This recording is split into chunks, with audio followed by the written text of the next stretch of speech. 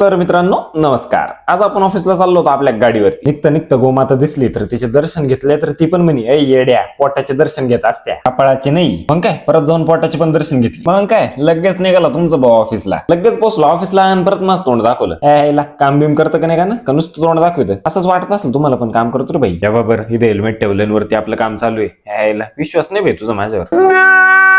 Office सुटलं आणि आपण निघालो होतो घरी जायला. मग काय भाऊ चलो आजच्या गावात मित्रांनो हे बा GS passion pro ultra pro max 1250 fully loaded मित्रांनो. आजच्या गावात आता फक्त ते खोके काढून ठेवले.